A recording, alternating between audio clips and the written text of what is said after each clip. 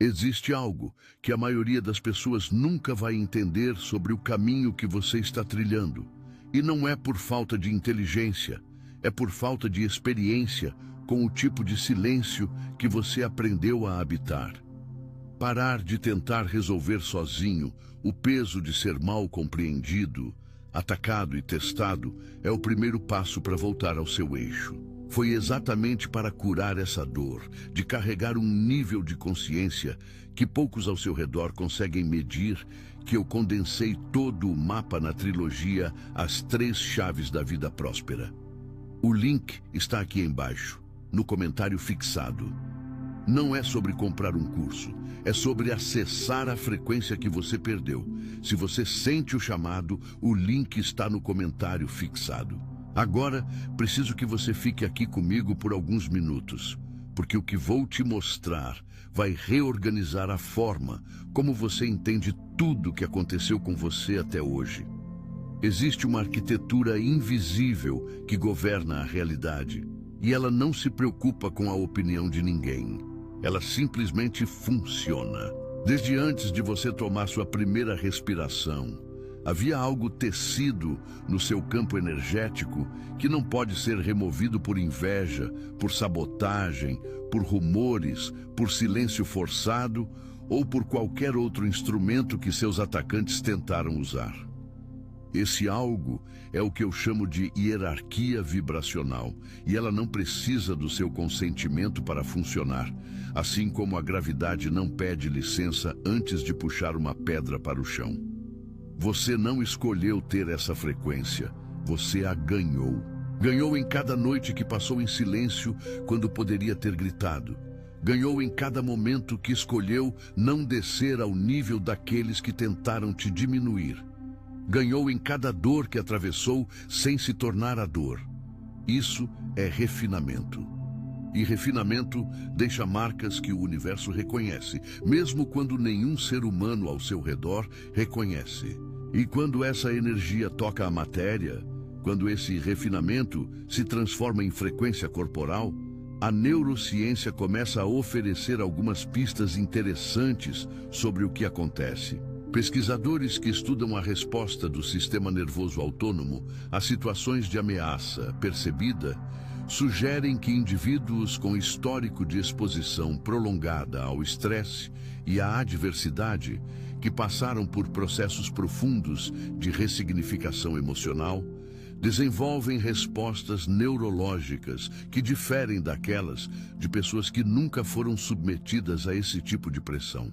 Bessel van der Kolk, em suas observações clínicas sobre trauma e resiliência, aponta que o corpo mantém o registro de cada experiência e que a forma como o sistema nervoso aprende a regular a si mesmo após o trauma pode resultar em uma presença que outros percebem como magnetismo, como autoridade, como uma calma que intimida quem está funcionando no modo reativo. Não é espiritualismo simplista, é biologia refinada pela experiência. O seu corpo carrega a memória de cada vez que você não quebrou quando deveria ter quebrado. E essa memória emite um sinal que os outros sentem mesmo sem palavras. Mas não carregamos isso sozinhos. Olhando para trás na linhagem, para as gerações que vieram antes de nós, começa a aparecer um padrão que a antropologia e a psicologia transgeracional têm observado com crescente interesse. Pesquisadores como Mark Walling, que trabalha com padrões hereditários de trauma e força, sugerem que tanto os ferimentos quanto as capacidades de superação são transmitidos de forma muito mais complexa do que a genética convencional consegue explicar. Há uma linguagem silenciosa que corre de avô para neto, de ancestral para descendente, que diz: sobrevivemos. E essa linguagem não é apenas metafórica. Ela se manifesta em como o corpo responde ao perigo, em como a psique encontra saídas, onde outros encontram paredes, em como certos indivíduos conseguem manter coerência interna, mesmo quando o mundo externo está em colapso ao redor deles. Você não surgiu do nada. Você é a destilação de gerações de pessoas que enfrentaram o impossível e escolheram continuar. E quando alguém ousa testar isso, não está testando apenas você. Está testando uma linha inteira. E essa linha tem peso, tem proteção embutida. Não no sentido de que nada ruim jamais acontece a quem carrega essa frequência, mas no sentido de que nada que acontece consegue finalizar o que foi designado a crescer. Isso é o que diferencia quem tem ranking espiritual de quem apenas deseja tê-lo. A diferença não está nos títulos, não está no número de seguidores, não está na conta bancária, não está na reputação pública. A diferença está na trajetória. Quem tem ranking real passou por períodos de destruição aparente e emergiu de cada um deles mais coeso, mais claro, mais alinhado ao propósito que carrega. As perdas que você sofreu não foram acidentes, foram calibrações. O universo não quebra o que construiu para durar, ele aperfeiçoa. E o processo de aperfeiçoamento nunca parece nobre enquanto está acontecendo. Parece perda, parece isolamento, parece que talvez você estivesse errado sobre quem você é. Mas você não estava errado. Você estava sendo forjado. Existe algo ainda mais profundo sobre a natureza dos que decidiram te testar. A maioria das pessoas que atacam alguém com ranking espiritual não sabe o que está fazendo. E isso não as isenta, mas explica a brutalidade sem consciência com a qual agiram. Elas não viram uma alma refinada à sua frente. Viram uma oportunidade.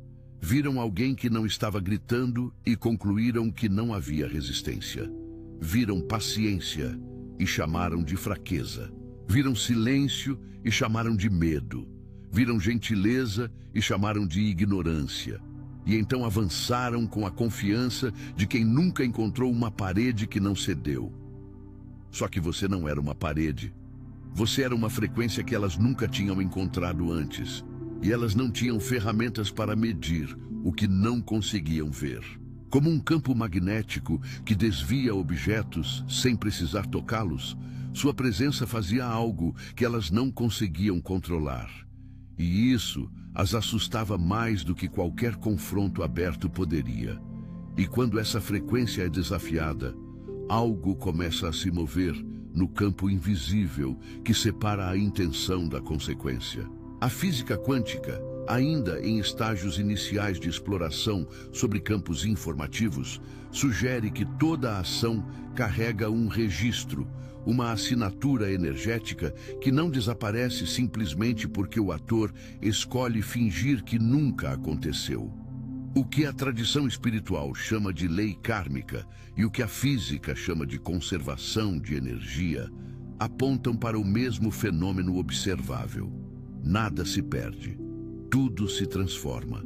Cada mentira que eles espalharam sobre você não evaporou.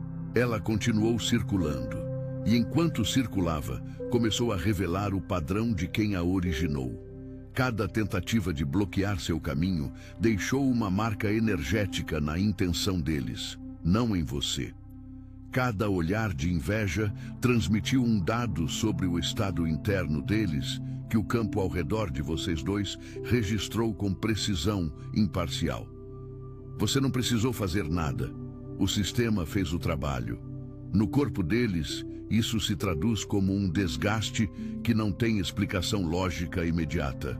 Observa-se clinicamente que indivíduos que operam por longos períodos a partir de intenções predatórias ou parasitárias, que investem energia consistentemente em destruir ao invés de construir, tendem a desenvolver padrões de exaustão, confusão mental e instabilidade emocional que médicos frequentemente não conseguem vincular a causas orgânicas claras. Não é castigo sobrenatural no sentido teatral da palavra. É simplesmente o custo metabólico de sustentar um nível de dissonância interna que o sistema nervoso não foi projetado para carregar indefinidamente. Quando o que você pensa, o que você sente e o que você faz estão em colapso constante, o corpo paga a conta. E seus atacantes estavam nesse colapso constante, porque para atacar alguém que não fez nada de errado para você, você precisa mentir para si mesmo primeiro. E essa mentira interna consome, lentamente, mas completamente. Mas não carregamos isso sozinhos. Olhando para o padrão social e ancestral que permeia esse tipo de dinâmica, existe algo que os estudos sobre inveja e hierarquia social revelam consistentemente: que grupos humanos têm uma sensibilidade automática, quase instintiva, a quem dentro do grupo carrega uma qualidade que eles internamente reconhecem como superior ao que eles próprios alcançaram. Isso não é julgamento moral, é uma observação etológica. Padrões de comportamento semelhantes foram documentados em grupos de primatas e em comunidades humanas de todas as culturas estudadas.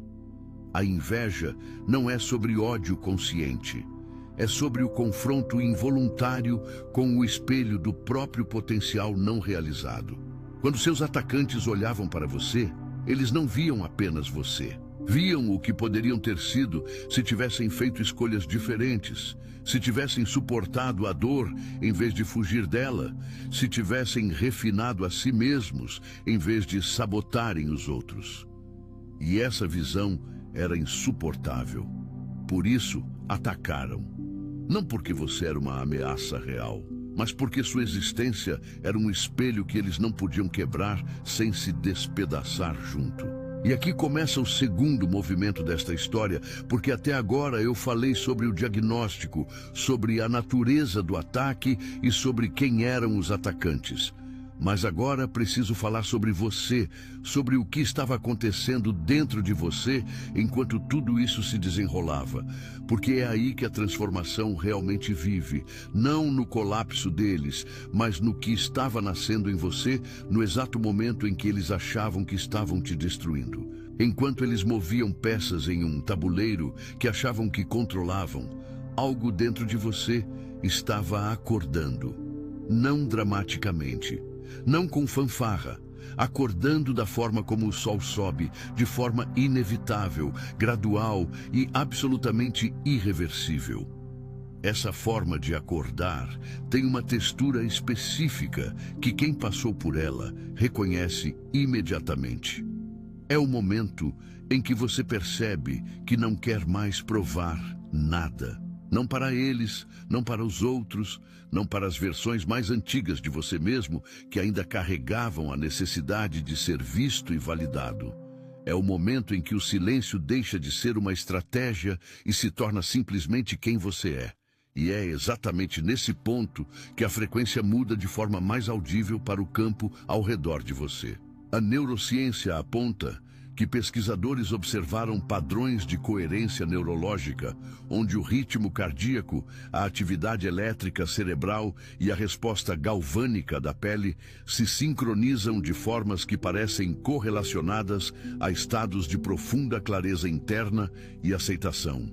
Estudos realizados com base nas pesquisas do HeartMath Institute sugerem que esse estado de coerência não é apenas interno, que ele afeta o campo eletromagnético ao redor do corpo de formas mensuráveis, ainda que a extensão exata desse efeito sobre outros indivíduos ainda seja objeto de investigação. O que isso significa na prática é que quando você encontrou esse silêncio, quando deixou de lutar contra o que estava acontecendo e simplesmente permitiu que o universo agisse, você não apenas mudou internamente, você mudou o campo. E o campo respondeu. E quando essa energia toca a matéria de forma mais concreta, você começa a notar coisas que antes pareciam impossíveis, se tornando simplesmente o próximo passo. A porta que estava fechada há meses, de repente encontra a chave certa. A conversa que precisava acontecer, acontece sem que você precise forçá-la. A pessoa com influência que nunca tinha razão para te notar, te nota. O recurso que parecia distante aparece de um ângulo que você não havia considerado. Isso não é magia no sentido de ilusão, é alinhamento. É o campo respondendo a uma frequência que agora está emitindo com menos interferência, porque as camadas de ansiedade, de defesa, de tentativa de controlar o que não pode ser controlado, foram removidas pelo próprio processo de atravessar o que você atravessou. Mas não carregamos isso sozinhos. Olhando para a linhagem e para o padrão cultural mais amplo, existe uma razão pela qual praticamente todas as tradições de sabedoria do mundo, das tradições africanas, às filosóficas gregas, das práticas contemplativas orientais, às narrativas bíblicas, retratam o herói como alguém que foi testado, perseguido, traído e aparentemente destruído antes de emergir em sua forma mais completa. Não é coincidência narrativa, é o reconhecimento de um padrão universal que os observadores humanos, ao longo de milênios de história, documentaram repetidamente. A pressão revela. Não cria do nada, revela o que já estava presente. O diamante não se torna diamante sob pressão.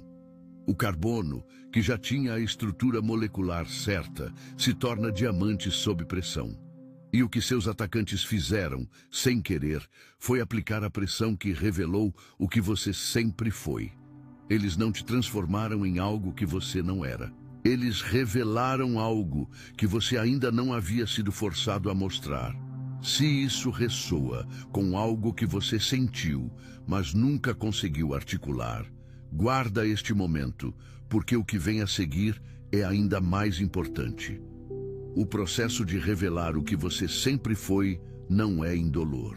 Isso precisa ser dito com honestidade, porque muita conversa sobre ranking espiritual e proteção cósmica pinta um quadro que parece limpo demais, glorioso demais, como se quem tem esse tipo de alinhamento passasse por tudo num estado de graça serena e luminosa. A verdade é diferente. A verdade é que houve noites em que a dúvida era tão pesada que respirar parecia trabalho. Houve momentos em que a traição de quem você confiava abriu um abismo dentro de você que não tinha fundo visível. Houve períodos em que o silêncio que você mantinha não era elegante, era simplesmente a única coisa que restava, porque as palavras teriam custado mais do que você tinha para gastar. E nesse estado, a proteção cósmica não parece uma armadura dourada. Parece um peso nas costas que você não pediu, mas não consegue pousar. E ainda assim, você carregou. Não porque fosse fácil, não porque estivesse acima da dor, mas porque algo dentro de você, essa frequência que seus atacantes nunca conseguiram medir, sabia que pousar aquele peso no lugar errado seria um custo ainda maior do que continuar caminhando. E essa sabedoria, essa capacidade de aguentar sem se quebrar, é ela mesma uma forma de inteligência que a neurociência começa a mapear com crescente precisão. Pesquisadores que trabalham com regulação emocional avançada e resiliência pós-traumática apontam que a capacidade de manter coerência interna sob pressão extrema não é apenas psicológica, ela é neurológica, ela é estrutural. Ela foi construída dentro de você por cada adversidade que você atravessou e sobreviveu sem perder o fio de quem você é. E quando essa estrutura interna toca o mundo físico ao redor, começa a aparecer algo que seus atacantes nunca calcularam. Eles contavam com o seu desmoronamento. Toda a estratégia deles dependia de que você quebrasse dentro de um prazo que eles definiam como razoável. Quando você não quebrou, quando os dias viraram semanas e semanas, viraram meses, e você ainda estava de pé, ainda estava coeso, ainda estava movendo em direção ao que importava, alguma coisa no sistema deles começou a falhar. Porque o sucesso de uma campanha de sabotagem depende fundamentalmente do alvo reagindo de forma previsível. E você não reagiu de forma previsível. Você reagiu de forma soberana. E soberania, para quem opera apenas no nível do poder reativo, é incompreensível. Mas não carregamos isso sozinhos. Olhando para os padrões ancestrais de poder e sabotagem ao longo da história humana, desde os registros das cortes imperiais da China até as narrativas de poder da África pré-colonial, desde as dinâmicas documentadas das aristocracias europeias até os padrões observados em comunidades indígenas ao redor do mundo, o padrão se repete com uma consistência que é difícil de ignorar. Quem detém autoridade genuína, a autoridade que nasce de dentro e não depende de aprovação externa para existir, invariavelmente atrai tentativas de destituição por parte daqueles que possuem autoridade performática, a que precisa de audiência, de validação constante, de domínio visível sobre outros para existir. E essas tentativas de destituição, historicamente, sempre terminam da mesma forma. Não porque haja um Deus vingativo que intervém em nome do justo, mas porque a autoridade genuína tem uma estabilidade estrutural, que a autoridade performática simplesmente não consegue imitar, e menos ainda destruir.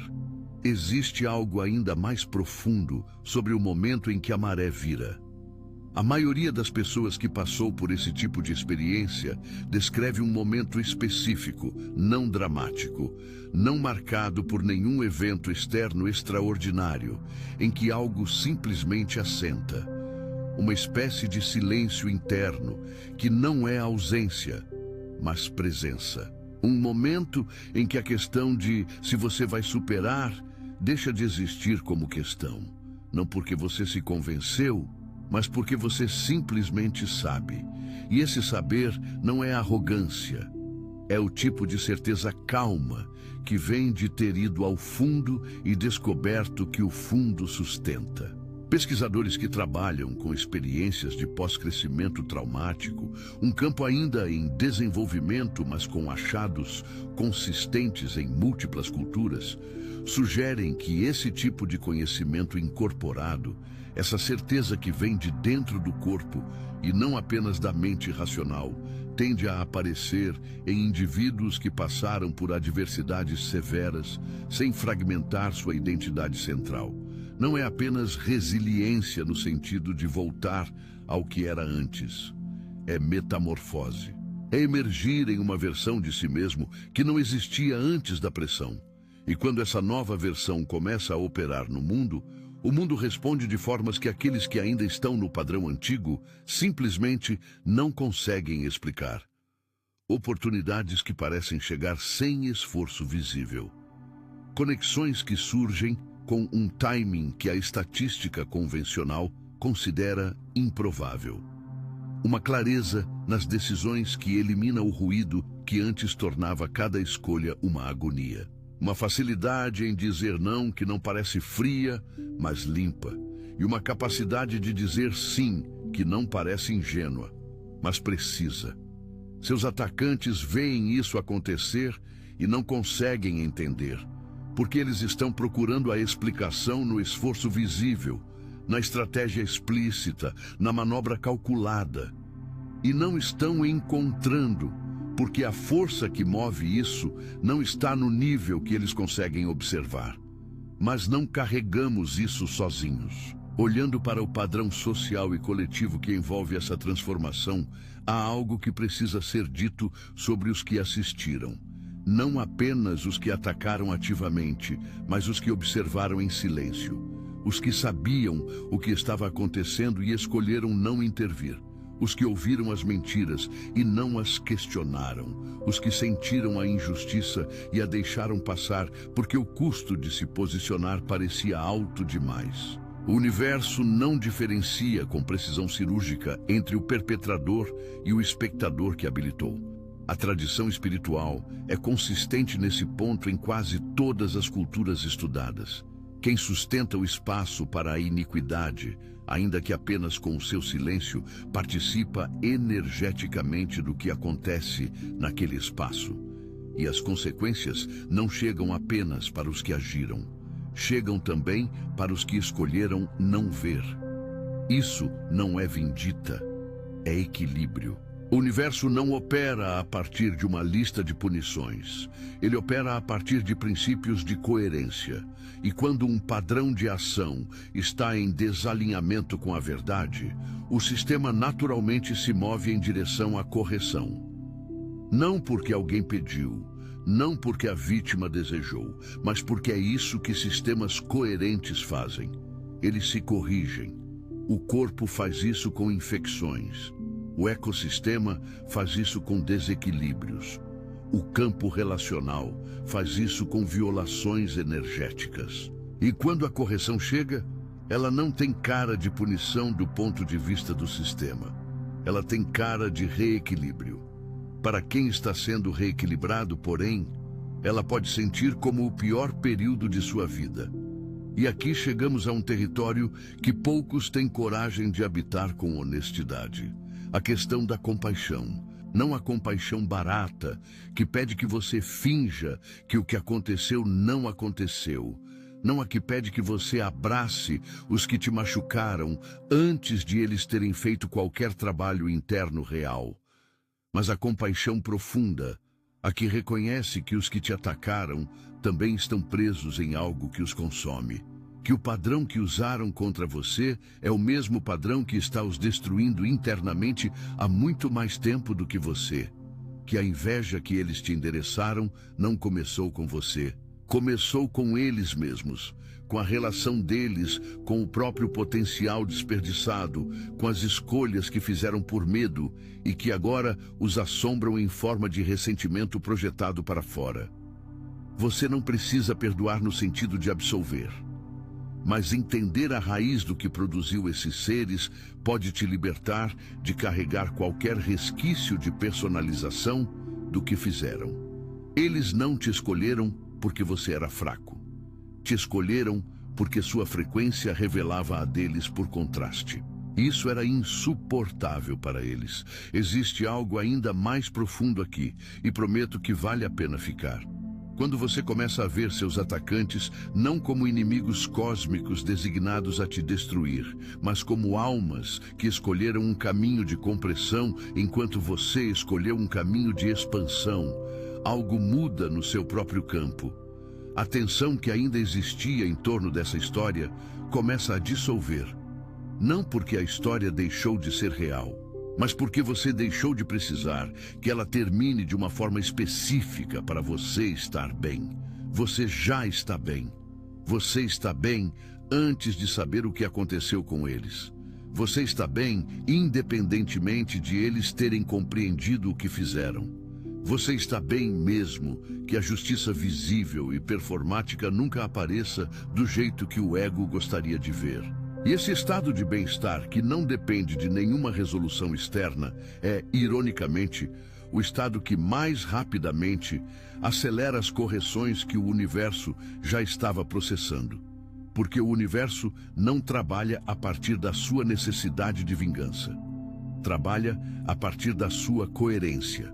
E quando você está em coerência total, sem raiva que drena, sem ansiedade que fragmenta, sem a necessidade de ver o colapso deles para confirmar o seu valor, o campo ao redor de você se torna um condutor de possibilidade que não encontra resistência. E é aí, nesse estado de soltura total, que as coisas mais extraordinárias tendem a acontecer.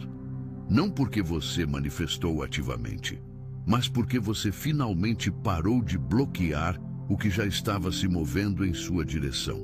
E quando essa energia livre começa a se materializar no plano físico, ela raramente chega anunciada. Chega na forma de uma ideia às 3 da manhã que resolve um problema que parecia sem solução. Chega na forma de um encontro casual que abre uma porta que você nem sabia que estava esperando. Chega na forma de uma clareza súbita sobre uma direção que antes parecia turva. Chega na forma de uma sensação no corpo, não no pensamento, mas no corpo, de que algo mudou, de que a pressão que pesava sobre determinada área da sua vida, de repente, não está mais lá.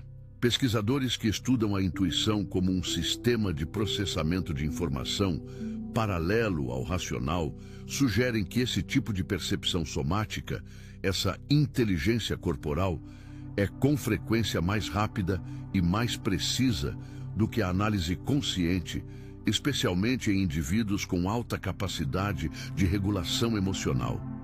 Você não imaginou isso. Você sentiu porque há algo real para sentir.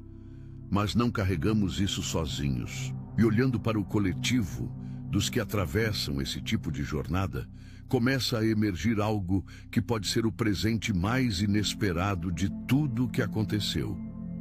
A comunidade dos que passaram pelo fogo e não se tornaram cinza. Os que foram testados e não falharam no que realmente importava. Os que perderam coisas que pensavam precisar e descobriram que o que ficou era mais sólido do que o que foi.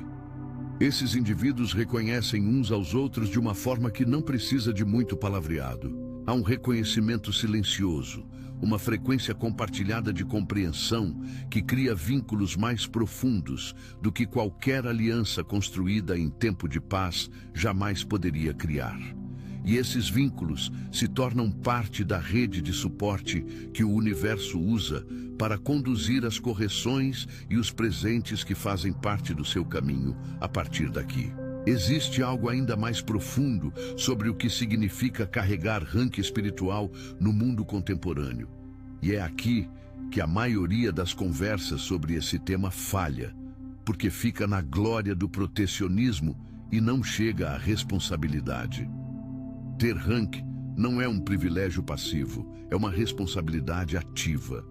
A frequência que você carrega, essa que seus atacantes não conseguiram medir e que o universo se moveu para proteger, não foi dada a você para o seu conforto exclusivo. Foi dada a você porque há algo que só você, com esse nível específico de refinamento, pode fazer, pode transmitir, pode criar, pode curar, pode revelar. E esse algo não vai se manifestar enquanto você estiver concentrado apenas em processar o que aconteceu. Vai se manifestar quando você virar para o futuro com toda a clareza que o processo de atravessar o fogo te deu. Não estou dizendo que você precisa esquecer ou fingir que não doeu. Estou dizendo que o melhor uso de tudo que você sobreviveu não é manter o arquivo aberto indefinidamente. É transformar a experiência em sabedoria que pode ser transmitida, porque você sabe coisas agora que não sabia antes. Sabe como a traição se move, sabe como a inveja se disfarça de conselho, sabe como o silêncio pode ser uma arma mais poderosa do que qualquer argumento, sabe como o campo se sente quando alguém está mentindo, mesmo que as palavras pareçam corretas. Sabe o peso de carregar a sua própria frequência sem validação externa. E esse conhecimento, essa inteligência experiencial, é exatamente o tipo de coisa que alguém ao seu redor, que está no meio do que você acabou de atravessar, precisa urgentemente ouvir de alguém que realmente passou por isso. E quando você começa a usar sua história dessa forma, algo notável acontece. A narrativa do que ocorreu com você se transforma. Deixa de ser a história do que te fizeram e se torna a história do que te revelou. A diferença não é semântica, é estrutural. Uma história sobre o que te fizeram te posiciona como objeto das ações de outros. Uma história sobre o que te revelou te posiciona como sujeito do seu próprio processo de emergência. E o sujeito tem agência que o objeto não tem. Esse reposicionamento narrativo não é negação da dor, é a integração dela. É o momento em que o ferimento se torna cicatriz, e a cicatriz se torna sabedoria, e a sabedoria se torna algo que pode ser oferecido. Mas não carregamos isso sozinhos. E olhando para as tradições de transmissão de sabedoria, desde os griots africanos até os rabinos da tradição judaica, desde os curandeiros das tradições indígenas até os filósofos da Grécia Antiga, o padrão é consistente.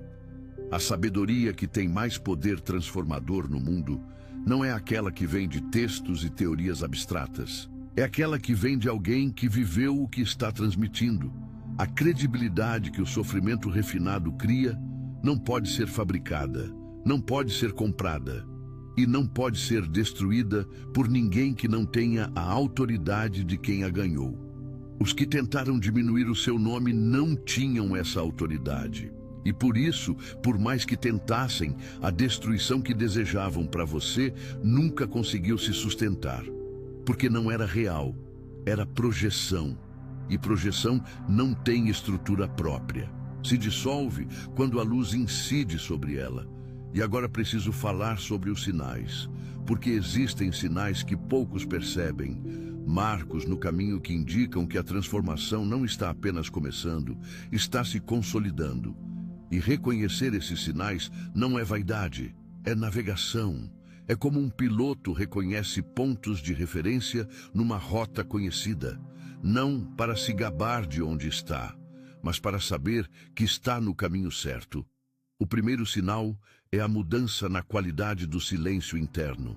Não a ausência de pensamentos, mas uma espécie de temperatura diferente no silêncio. Quem ainda está no meio da batalha tem um silêncio barulhento por baixo, cheio de perguntas não resolvidas, de cenários imaginados, de ensaios de confrontos que talvez nunca aconteçam. Quem está do outro lado, quem atravessou o processo de refinamento que os testes provocaram, tem um silêncio que pesa de forma diferente. É mais denso, mais quieto, mais carregado de uma espécie de conhecimento não verbal que simplesmente está lá. Se você está sentindo isso, não é vazio, é a frequência assentando. O segundo sinal é a mudança na qualidade das pessoas que chegam. Não necessariamente em número, mas em profundidade. Depois de um ciclo de T,